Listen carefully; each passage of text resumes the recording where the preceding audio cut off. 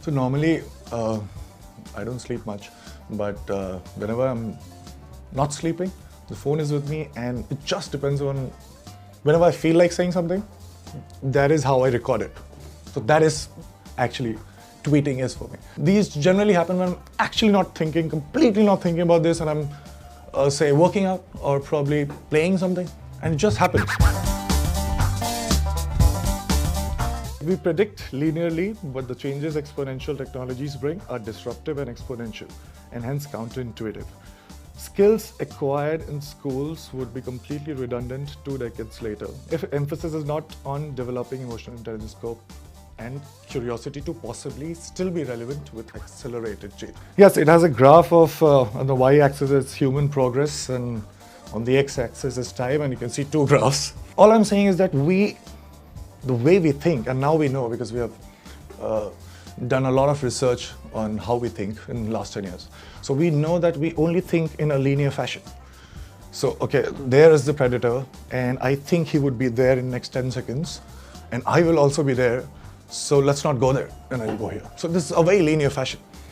I wanted to say that all the technologies that change everything are exponential technologies. So this is what we think.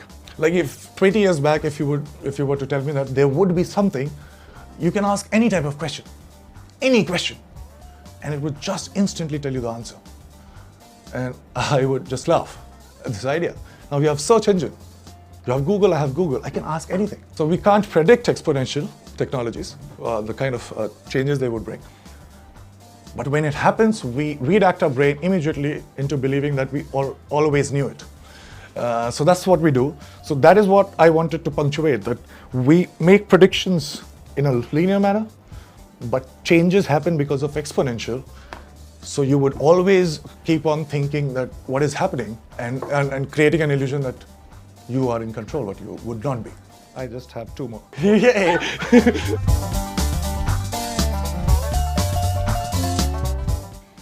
So it says we must look differently at known knowns, must take chances with known unknowns, and be ready to deal with unknown unknowns. Oh, that's a great thought. Yeah.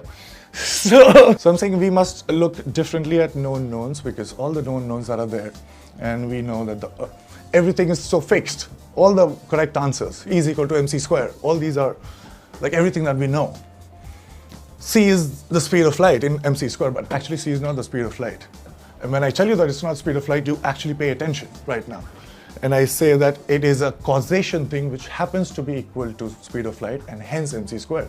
And you're like, hey, wait, so I understood the thing completely. And since I can understand E is equal to mc square, so I can use it and make hydrogen bomb. But I never saw this equation differently. Because now, since you're saying that C is different, the entire thing looks different. So that is what I'm trying to do. So your assumptions could be anything. Probably you also don't know your assumptions. And my assumptions could be something else. But even when I read the same tweet, because our assumptions probably are different, the contexts are different, the same information would mean something else. This is the only way I could write. Now, every time I try to make it more comprehensible, and actually it is comprehensible to me, I actually dilute what I'm trying to say.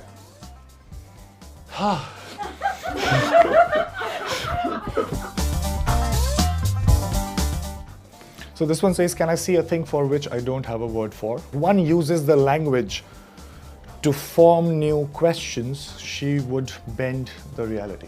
It's not philosophy right now, what I'm saying. We assume that because of this language got developed because I almost had full surety that you can understand me without words, but I had some confusion.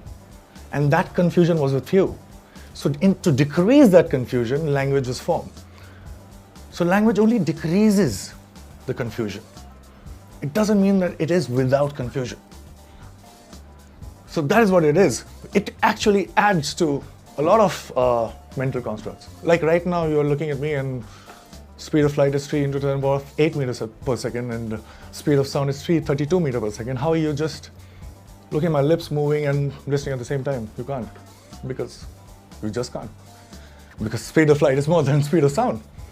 My lips should be moving first, and then after a lag, you should hear it. So your brain is calculating making adjustments right now without you knowing. There's a big gap between what we know and what we think we know.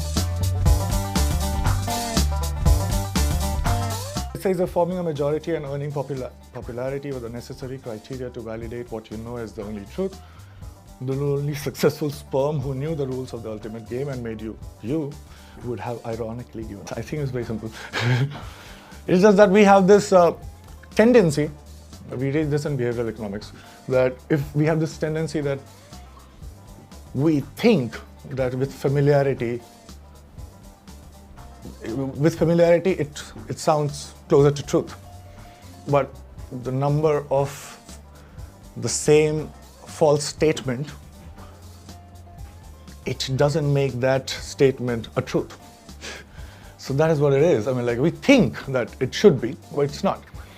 And every time somebody has thought of something which has changed many things, like E is equal to mc square, nobody in the science community were thinking like this. So I think you should be not with the majority, for sure, if you have to come up with something, because that's a wrong description of where you should be. So, and we have some sort of an idea that more number of people saying the same thing is should.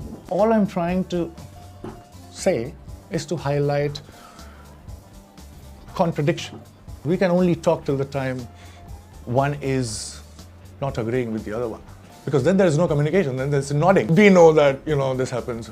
So then there is no communication. Communication only happens when there is a disagreement. So we need to disagree. Let's talk about it. Hi, this is Sushant Singh Rajput, and please do like this video and subscribe to Film Companion.